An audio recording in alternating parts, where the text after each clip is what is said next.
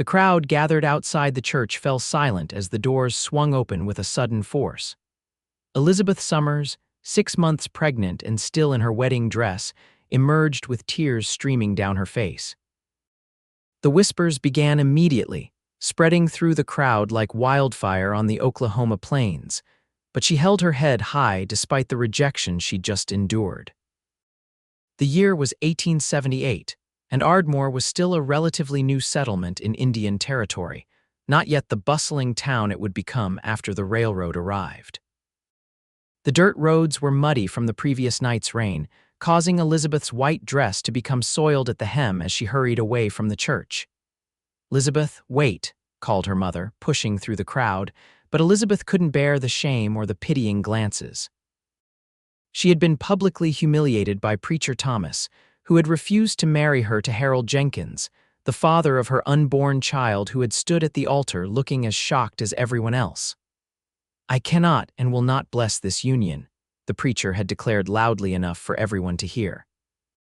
"This woman has sinned against the laws of God and nature.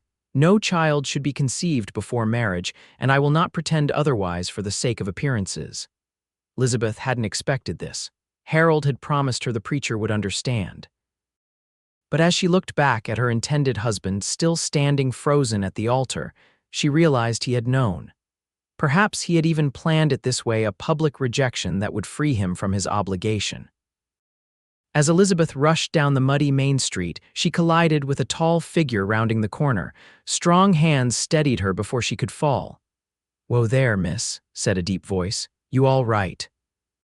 She looked up into the concerned face of a man she'd seen around town but never spoken to, Beau Foster, a cowboy who worked at the Circle M Ranch outside of town.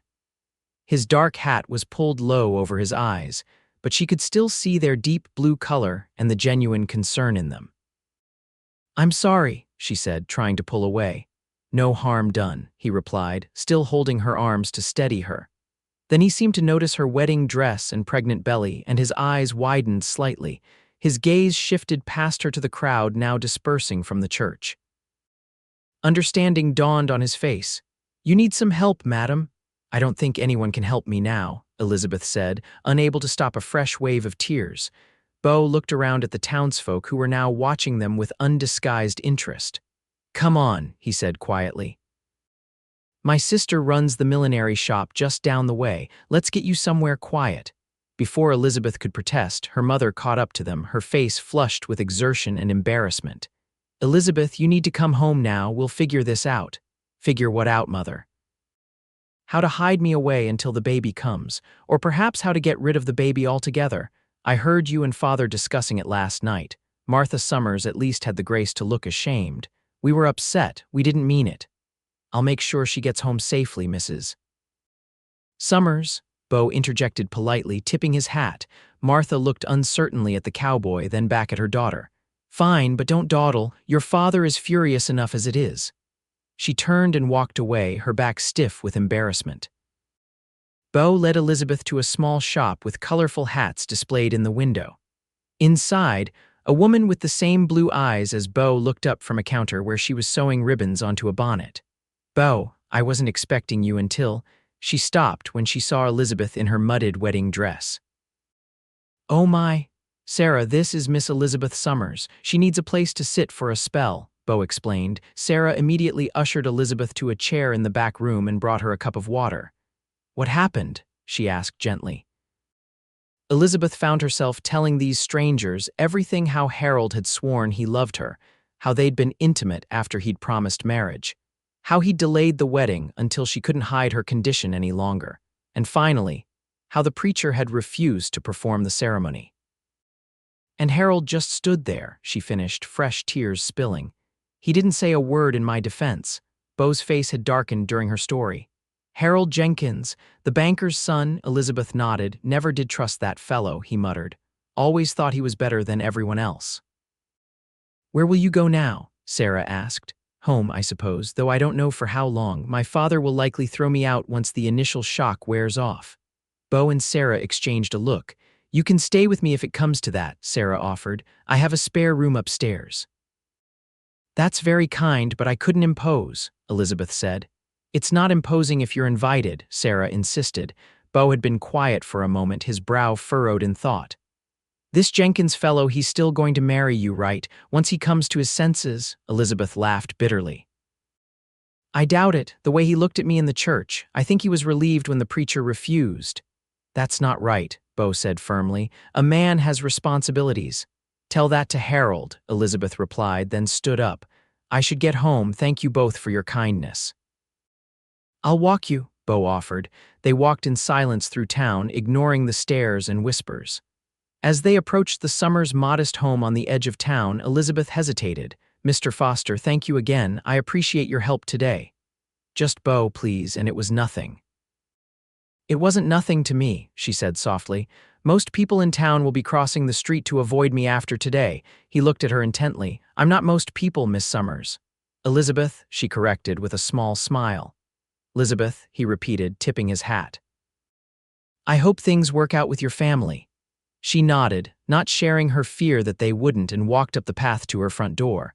Before she could knock, it flew open to reveal her father, Thomas Summers, his face dark with anger. Get in here, girl, he growled, grabbing her arm and pulling her inside. He glanced suspiciously at Beau before slamming the door. Inside, Elizabeth faced the full force of her father's rage. He paced the small parlor, alternating between shouting about her sin and the family's ruined reputation. We can't stay in Ardmore now, he declared.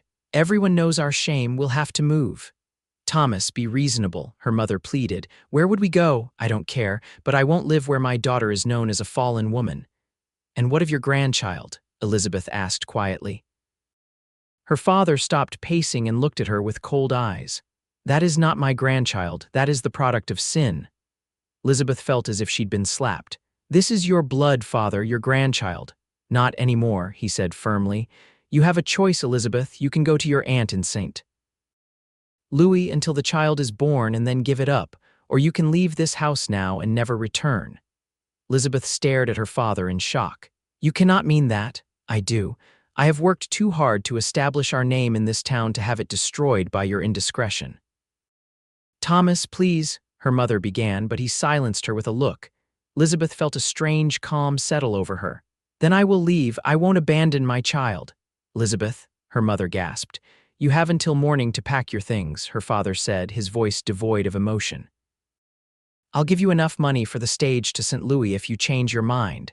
And if I don't, then you're on your own. He turned and left the room, the door to his study closing firmly behind him. Her mother burst into tears. Elizabeth, please reconsider. You can't raise a child alone. What will you do? Where will you go? Elizabeth had no answers, but she knew she wouldn't give up her baby. She went to her room and began packing her meager belongings, her mind racing. Perhaps Sarah Foster would indeed let her stay for a short while until she could find work. But what kind of work could a pregnant, unmarried woman find in a small town like Ardmore? As night fell, Elizabeth sat on her bed, contemplating her bleak future. A soft tap at her window startled her. Pulling aside the curtain, she was shocked to see Beau Foster's face looking back at her. She quickly opened the window. What are you doing here? She whispered. Checking on you, he said. Sarah was worried when you didn't come back to the shop. My father has given me until morning to leave unless I agree to give up my baby, she explained, her voice breaking. Beau's expression hardened. Pack your things, I'll wait out here. What? Where would I go? Sarah's offered her spare room, remember, at least until you figure things out. Elizabeth hesitated. I can't just leave in the middle of the night. You can if you're not welcome, Beau said firmly. Nobody should be forced to give up their child. The conviction in his voice moved her. Give me a few minutes, she whispered, closing the window. She finished packing quickly, then scribbled a note to her mother. Taking one last look around the room where she'd grown up, Elizabeth carefully opened her door and crept down the hallway. The house was silent. Her parents had retired for the evening. Outside, Beau waited with his horse. He helped her mount, then swung up behind her, and they rode quietly through the sleeping town to Sarah's shop. Sarah welcomed her with open arms. You can stay as long as you need, she assured Elizabeth. And don't worry about money, you can help me in the shop. I don't know how to thank you, Elizabeth said, overwhelmed by their kindness. No need, Sarah replied. Now get some rest, you've had quite a day. After Sarah showed her to the small but comfortable room upstairs, Beau lingered in the doorway. "Will you be all right?" he asked. "I think so," Elizabeth said, though she wasn't entirely sure. "I'm still trying to understand why you're helping me." Beau shifted uncomfortably.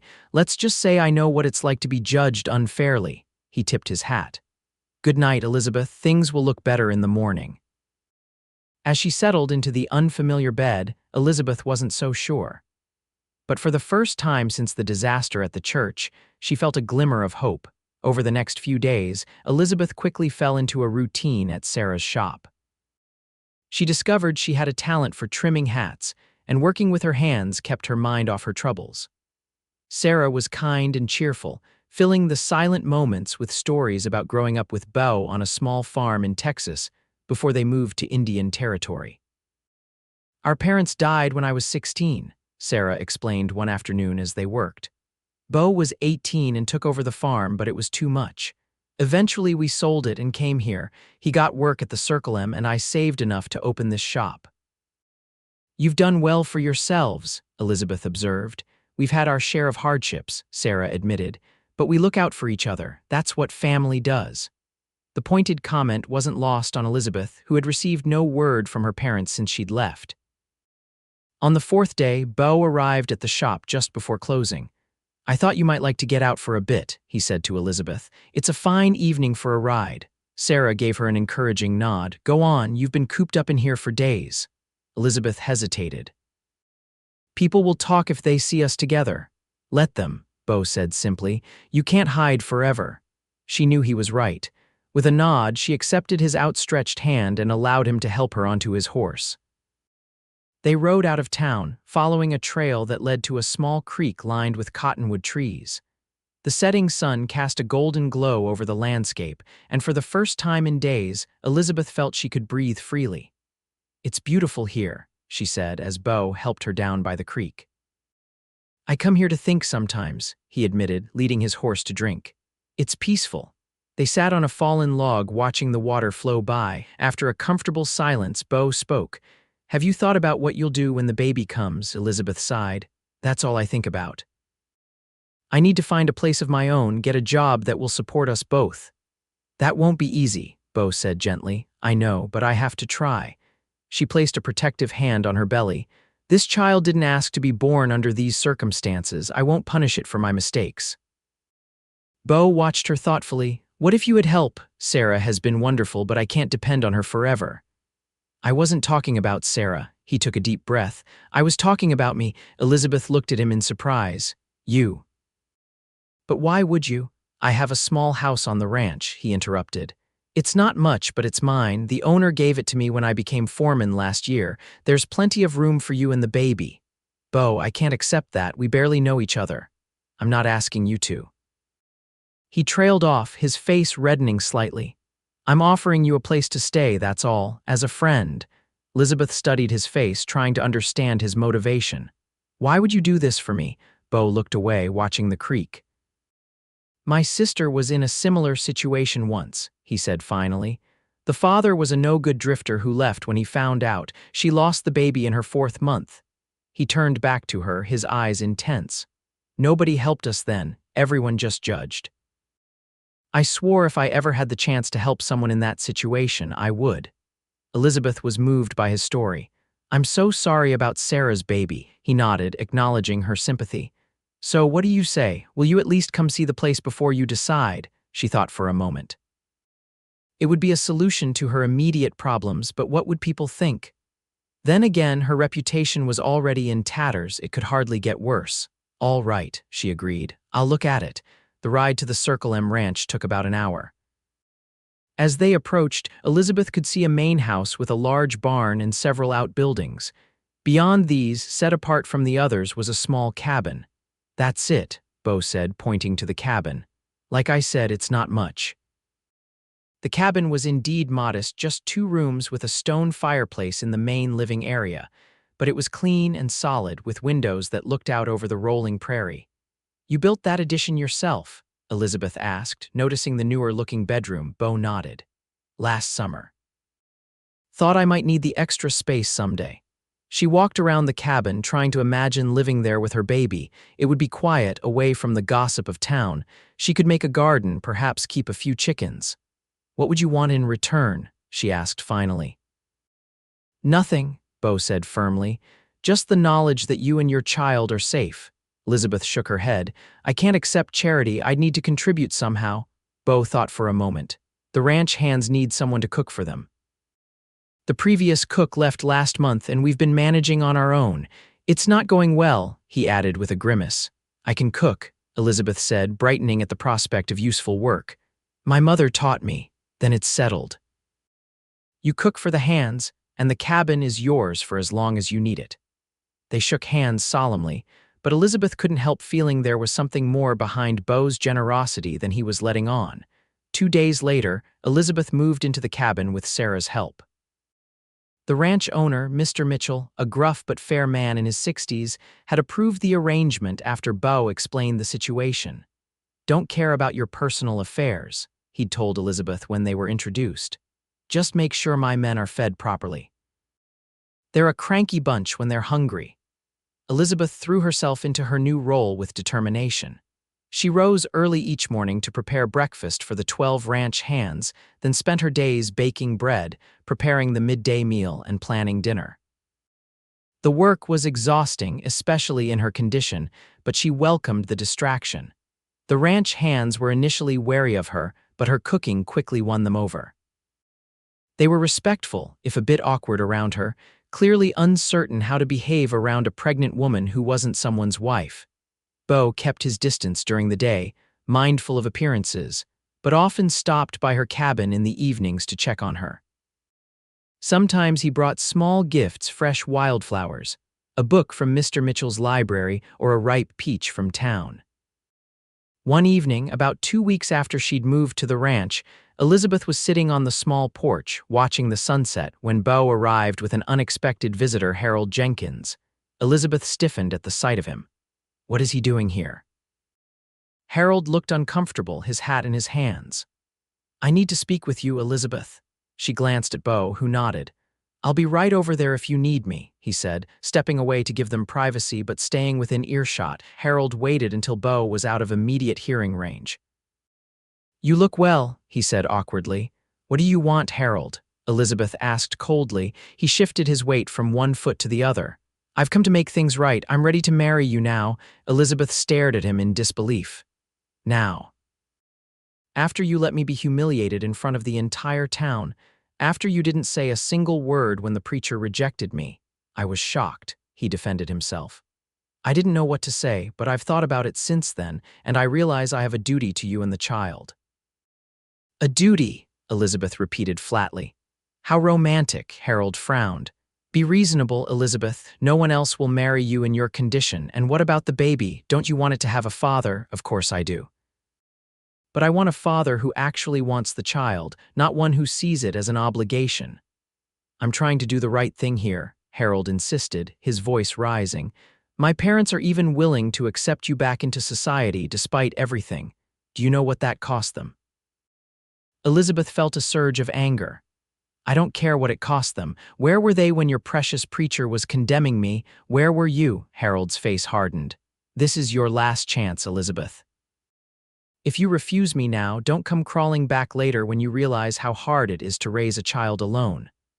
"I think the lady gave you her answer," Beau said, stepping forward. "Time for you to leave." Harold looked between them, understanding dawning on his face. "So that's how it is. You've already found another man to take you in. Does he know the baby isn't his?" Beau's hands clenched into fists.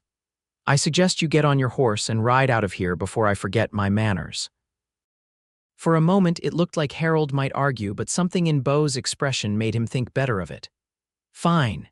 You deserve each other," he spat, then turned and stalked back to his horse. After he'd ridden away, Beau turned to Elizabeth. "Are you all right?" She nodded, though her hands were shaking. "I can't believe I ever thought I loved him." "Some men aren't worth loving," Beau said simply. He hesitated, then added, "For what it's worth, I think you made the right choice." Elizabeth smiled tiredly. "Thank you for being here." "Always," he promised, and something in his voice made her heart skip a beat. As the weeks passed, Elizabeth's pregnancy advanced and her feelings for Beau grew deeper. He was unfailingly kind, checking on her daily, insisting she rest when she looked tired, and making sure she had everything she needed. He never mentioned Harold's visit or made any romantic overtures, but she often caught him watching her with an expression that made her wonder what he was thinking. One evening in late September, nearly 3 months after the disastrous wedding attempt, Elizabeth was preparing to serve dinner to the ranch hands when a sharp pain gripped her abdomen. She gasped, clutching the edge of the table. One of the younger hands, Tommy, noticed her distress. "Miss Elizabeth, you all right?" She tried to smile through the pain. "I'm fine, just a twinge." But as she moved to pick up a pot, another pain hit, stronger than the first, and she couldn't suppress a cry. Tommy ran to find Beau, who rushed in moments later. "Elizabeth." His face was creased with worry as he took in her pained expression. I think the baby's coming," she managed, "but it's too early. I'm only 8 months along." Beau's expression grew serious. "Tommy, ride to town and fetch Dr. Wilson fast as you can." As Tommy ran out, Beau gently led Elizabeth to a chair. "Let's get you back to your cabin." "But dinner," she protested weakly. "The men can fend for themselves tonight," he said firmly. He called to another hand, "Pete, take over here, make sure everyone gets fed." Pete nodded, and Beau carefully helped Elizabeth across the yard to her cabin. By the time they reached it, she was having contractions regularly, each one making her gasp in pain. Beau helped her to the bed, then stood awkwardly at the door. "I should fetch Sarah. She'll know what to do until the doctor arrives."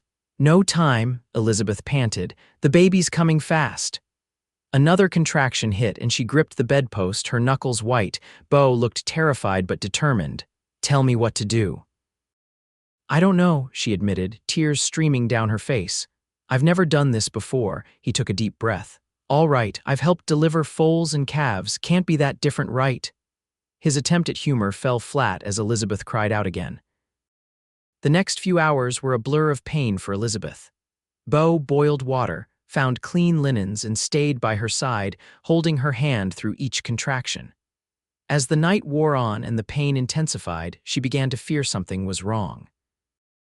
"Beau," she gasped during a brief respite, "if something happens to me, promise you'll take care of my baby." "Nothing's going to happen to you," he insisted. "You're the strongest woman I know." But as midnight approached with still no sign of the doctor, even Beau's confident expression began to falter. Elizabeth was exhausted, her strength failing with each contraction. "I can't do this," she sobbed after a particularly painful one. "I can't." Beau took her face in his hands, forcing her to look at him. "Yes, you can. You're not alone, Elizabeth. I'm right here with you." Something in his voice gave her strength. With renewed determination, she bore down with the next contraction, and suddenly there was a change, a feeling of progress. I think the baby's coming now," she panted. Beau positioned himself at the foot of the bed, his face a mixture of terror and resolve. "I can see the head," he confirmed. "Next contraction, push as hard as you can." With a cry that seemed to come from her very soul, Elizabeth pushed, and moments later a new sound filled the cabin, the strong, healthy wail of a newborn. "It's a boy," Beau announced, his voice choked with emotion. "A beautiful baby boy." He quickly wrapped the infant in a clean towel and placed him on Elizabeth's chest. She stared down at her son in wonder, counting his tiny fingers, marveling at his perfect face. "Hello, little one," she whispered, tears of joy replacing those of pain. "I'm your mama." Beau watched them, his expression unreadable. "He's perfect, Elizabeth." "He is, isn't he?" She looked up at Beau, seeing him with new eyes, this man who had just delivered her child, who had stood by her when everyone else had abandoned her. "Would you like to hold him?" Carefully, as if handling the most precious thing in the world, Beau took the baby. His large, calloused hands looked out of place cradling the tiny infant, but the tenderness in his eyes was unmistakable. "What will you name him?" he asked softly. Elizabeth had been thinking about names for months, but in that moment only one seemed right. "Thomas," she said, "after my father." Despite everything, she couldn't deny her roots. Beau nodded. "Thomas it is." He handed the baby back to her just as the sound of approaching horses announced the arrival of Dr. Wilson and Sarah. "The doctor. A kind older man with spectacles and a gentle manner examined both Elizabeth and the baby thoroughly. "You're a lucky young woman," he told Elizabeth. "Despite being a bit early, the boy is healthy, and you did remarkably well for a first birth." He looked at Beau with new respect. "You did a fine job, Mr. Foster. Not many men would have handled that situation so well." After the doctor left, Sarah stayed to help Elizabeth bathe and change while Beau waited outside. When Sarah finally emerged from the cabin, she found her brother sitting on the porch steps, staring up at the stars. "She's asking for you," Sarah said softly. Beau looked up. "How is she?" "Tired but happy." Sarah studied her brother's face. "You care for her, don't you? More than you're letting on." He didn't deny it. "Doesn't matter how I feel, she's been through enough without me adding to her burdens." Sarah shook her head. "You're not a burden, Beau. You're the best man I know. And if you care for her, you should tell her." Inside, Elizabeth was propped up in bed, her son sleeping peacefully beside her. She smiled when Beau entered. "There's my hero," she said softly. Beau ducked his head, embarrassed. "I just did what anyone would do." "No, you didn't. Most men would have run for the hills." She patted the edge of the bed, inviting him to sit. When he did, she took his hand. "Thank you, Beau, not just for tonight, but for everything." He squeezed her hand gently. "You don't need to thank me." "Yes, I do. You've been so good to me, expecting nothing in return." "Why?" Beau was silent for a long moment, his thumb absently stroking the back of her hand. "Because you deserved better than what happened to you," he said finally.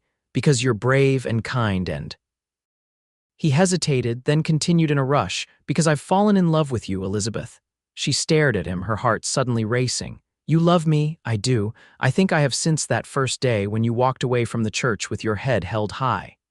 He looked down at their joined hands. "I know it's too soon. You've been through so much, and the last thing you need is another man complicating your life, but I wanted you to know." Elizabeth felt tears welling in her eyes, but they were different from the ones she'd shed earlier. "It's not too soon," she whispered. "And you're nothing like Harold. You're good and honest and true." She took a deep breath. "I think I love you too, Beau." His head jerked up, his eyes searching hers. "You don't have to say that." "I know I don't, but it's true." She glanced at her sleeping son. "But Thomas needs to be my priority right now." "Of course," Beau agreed immediately. "I understand that, but perhaps in time." She left the thought unfinished, but the hope in her eyes was clear. Beau brought her hand to his lips and kissed it gently. "I'm not going anywhere, Elizabeth. Take all the time you need." In the days that followed, Elizabeth adjusted to motherhood with Beau and Sarah's help. The ranch hands took a surprising interest in baby Thomas, bringing small gifts and stopping by to check on the little cowpoke, as they called him. Word of the birth spread through Ardmore, and to Elizabeth's surprise, her mother appeared at the cabin one afternoon, her face lined with worry and regret. "Your father doesn't know I'm here," Martha said after an awkward greeting, "but I had to see you, and my grandson." Elizabeth hesitated, then stepped aside to let her mother in. Martha's eyes filled with tears when she saw Thomas sleeping in a cradle Beau had made. "He's beautiful, Elizabeth," she whispered, reaching out a tentative hand to touch his cheek. "Would you like to hold him?" Elizabeth offered. Martha nodded, and Elizabeth carefully placed Thomas in her arms. As her mother cradled the baby, Elizabeth saw the love in her eyes and felt a sliver of hope that perhaps, someday, her father might feel the same. "How are you managing out here?" Martha asked, looking around the simple cabin. "Better than I expected," Elizabeth admitted. "The work is good and everyone has been kind." Martha's eyes narrowed slightly. "Especially Mr. Foster, I hear." Elizabeth blushed. "Beau has been a good friend, just a friend," her mother pressed. "For now," Elizabeth said honestly. Martha sighed. "Your father would not approve." "Father hasn't approved of anything I've done in quite some time," Elizabeth pointed out. "He's stubborn, but he misses you," Martha confessed. "He'd never admit it, but I see him looking at your empty chair at dinner." Elizabeth felt a pang of longing for her family, despite everything. "He's welcome to visit his grandson anytime." Martha didn't look hopeful, but she promised to try to soften Thomas Summers' heart. Before she left, she hugged Elizabeth tightly. "I'm proud of you, daughter," she whispered. "You're stronger than I ever was." As autumn deepened into winter, life at the ranch fell into a comfortable rhythm. Elizabeth continued cooking for the ranch hands, often with Thomas strapped to her chest or napping nearby. Beau was true to his word, never pushing for more than friendship, though his feelings were clear in the way he looked at her and in 1,000 small kindnesses. One evening in early December, a rare, heavy snow began to fall. Elizabeth was alone in her cabin with Thomas, Beau having ridden out that morning to check on cattle in the far pasture. As the storm intensified, she began to worry. Just when she was considering bundling up Thomas and making her way to the main house, the cabin door flew open and Beau stumbled in, covered in snow. "Thank goodness," Elizabeth breathed, hurrying to help him remove his frozen coat. "I was getting worried." "Had to bring the cattle in closer to the barn," he explained, his teeth chattering. Storm came on faster than expected. She sat him by the fire and brought him hot coffee, then checked on Thomas, who was sleeping soundly despite the howling wind outside. As the evening wore on and the storm showed no signs of abating, Beau reluctantly prepared to leave. "I should get back to my bunkhouse before the snow gets any deeper." "Don't be ridiculous," Elizabeth said firmly. "You'll freeze out there. You can sleep here tonight." Beau looked uncomfortable. "That wouldn't be proper," Elizabeth laughed. "I think we're well past worrying about what's proper, Beau. Besides, I trust you completely." She gestured to the small sofa near the fire. "You can sleep there." He hesitated, then nodded. "Thank you." As they sat together by the fire, listening to the storm rage outside, a comfortable silence fell between them. Elizabeth found herself studying Beau's profile, admiring the strong line of his jaw, the kindness in his eyes. "Tell me about your family," she said suddenly. "Sarah mentioned you grew up in Texas." Beau nodded, settling back in his chair. "Small farm outside Dallas. My father was a good man, worked hard, loved my mother fiercely. She was beautiful like Sarah, always singing." A smile touched his lips at the memory. "They taught us the value of hard work and treating people right." "They sound wonderful," Elizabeth said softly. "They were." His expression grew somber. "Lost them both to fever within a week of each other. Sarah was still in school, so I took over the farm, tried my best, but it was too much." Elizabeth reached over and took his hand. "You were just a boy yourself," he shrugged. "Had to be a man. Sarah needed me." He looked at her directly. "What about you? What was life like before?" "Everything ordinary," she said after a moment's reflection. "My father was the town blacksmith. Respected, hardworking. My mother keeps a tidy house and makes the best apple pie in Ardmore." She smiled sadly. "I was their only child, so perhaps they spoiled me a bit. I had dreams of adventure, of something more than just becoming someone's wife." Her smile faded. "Then I met Harold. He was charming, educated. He made me feel special." "You are special," Beau said quietly. Elizabeth blushed, looking away. "I was naive. I believed him when he said he loved me, when he promised we'd be married." "That's not naive," Beau argued. "That's trusting. There's nothing wrong with that." She looked down at their joined hands. "I've learned to be more cautious with my trust." "I understand that," he said, "but I hope someday you'll feel safe enough to trust again, completely." Their eyes met, and Elizabeth felt something shift between them. Beau's gaze dropped to her lips, and for a moment she thought he might kiss her. But then Thomas stirred in his cradle, breaking the spell. Beau cleared his throat and stood. "I should let you get some rest," she nodded, both disappointed and relieved.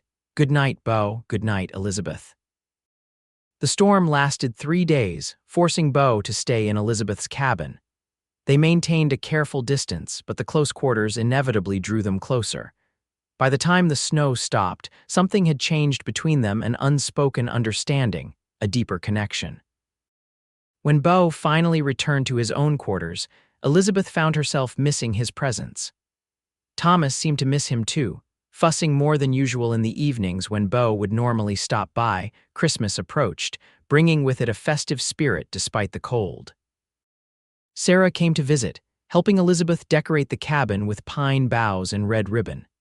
They made gifts for the ranch hands, knitted scarves and mittens, jars of preserves from the summer's harvest. On Christmas Eve, Beau arrived at the cabin with his arms full of packages.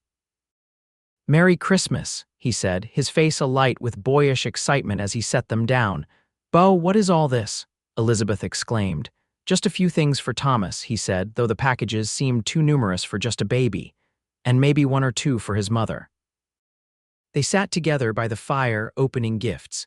For Thomas, there were soft blankets, a handcrafted wooden horse, and tiny moccasins made by a Choctaw woman in town.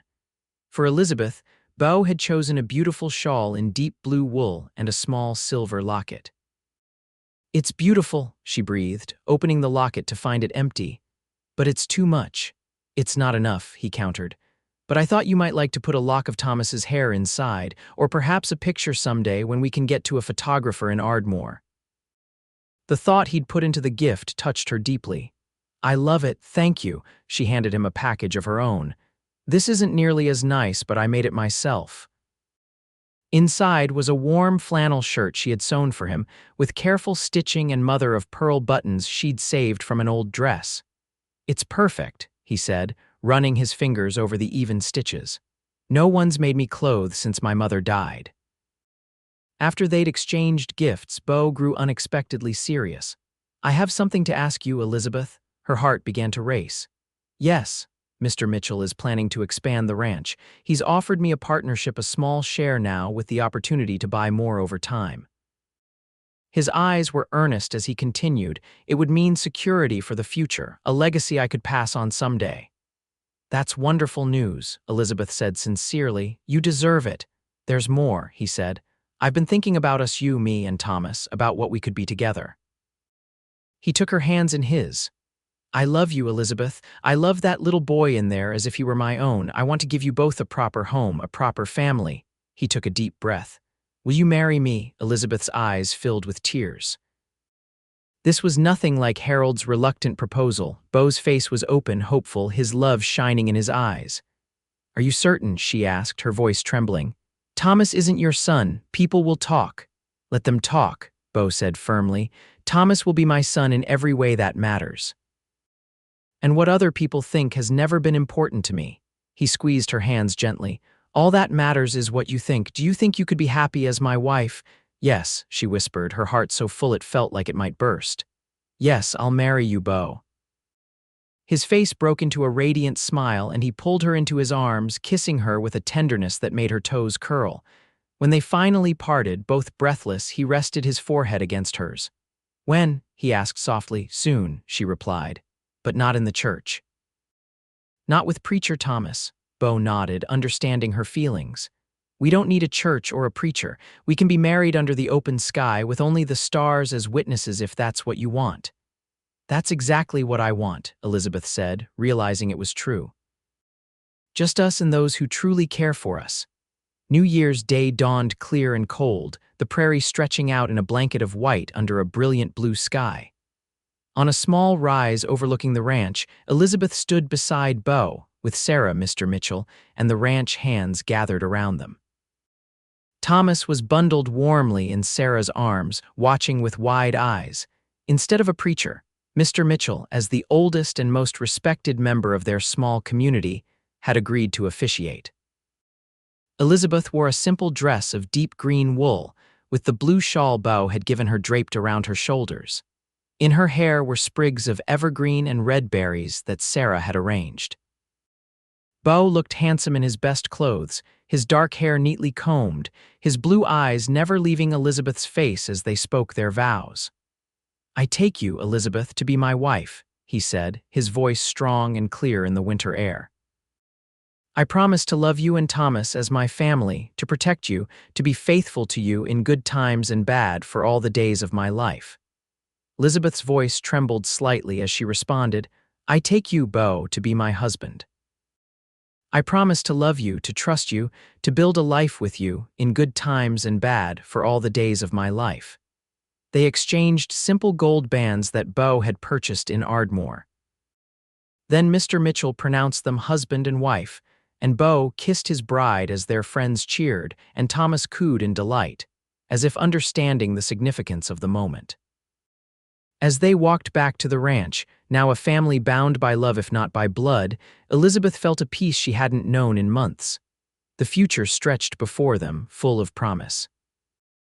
That evening, after a celebration dinner with their friends, Beau carried Thomas into the small bedroom of their cabin, tucking him in with a gentle kiss on his forehead.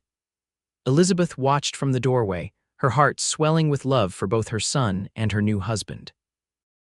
"You're a natural father," she said softly when Beau joined her. He wrapped his arms around her waist, pulling her close.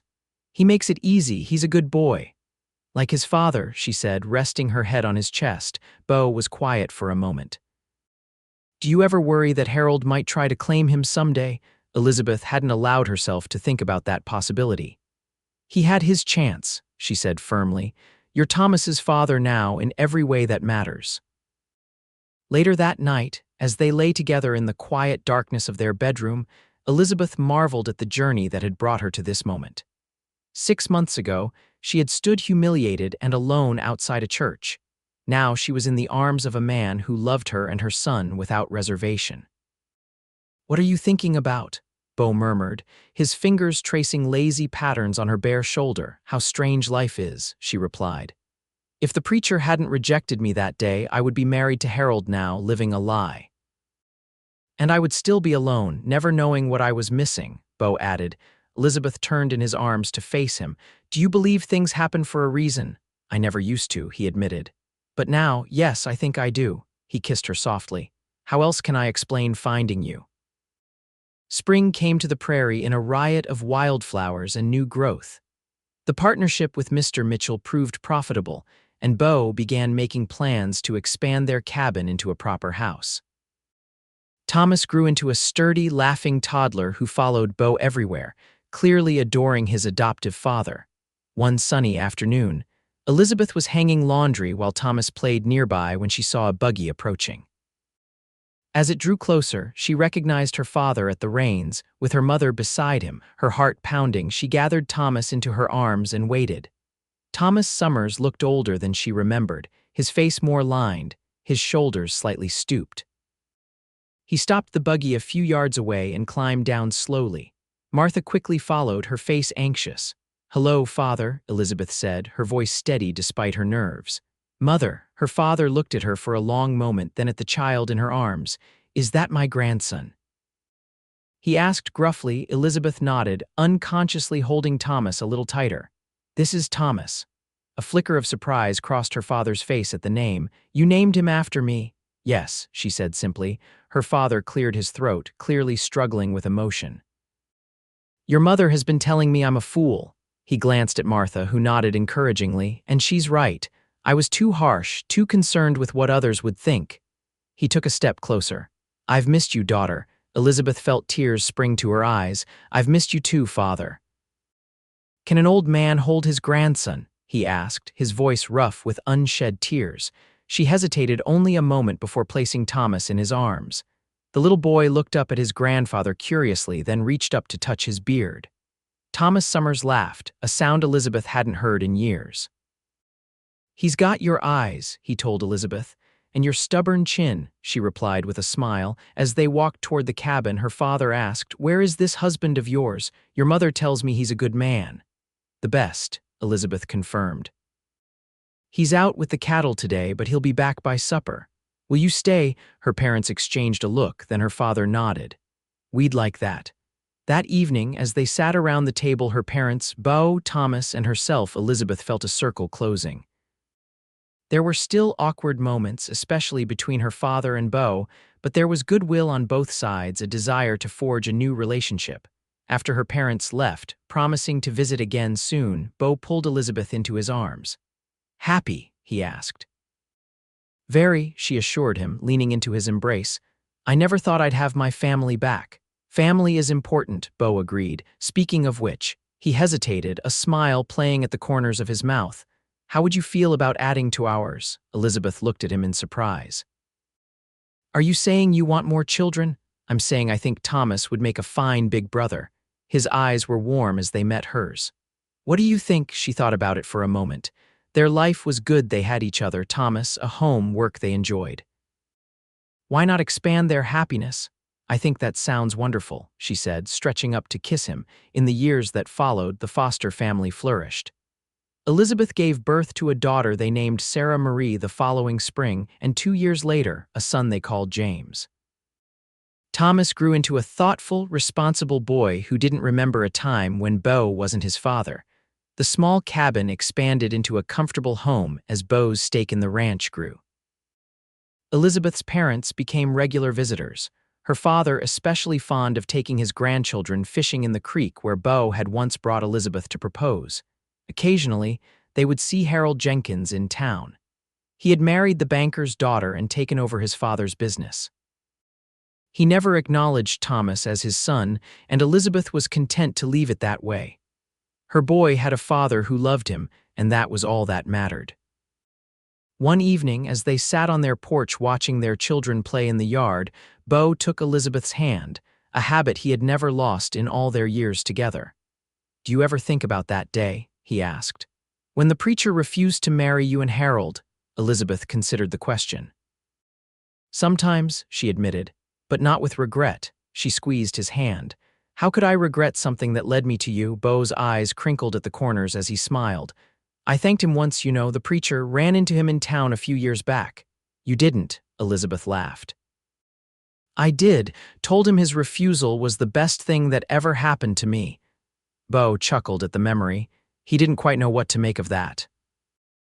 Elizabeth leaned her head on his shoulder, watching as Thomas helped his little sister climb onto the wooden swing Beau had hung from the big oak tree. "It was the best thing that happened to me too," she said softly. "Being rejected that day led me to being accepted completely by you." Beau kissed the top of her head. "Not just accepted, Elizabeth, loved, completely and forever." As the sun set over the prairie they both loved, Elizabeth knew with absolute certainty that the greatest blessing of her life had come disguised as her greatest humiliation. The preacher had refused to marry her under a church roof, but Beau had married her under the open sky and in doing so had given her the home and the love she had always deserved.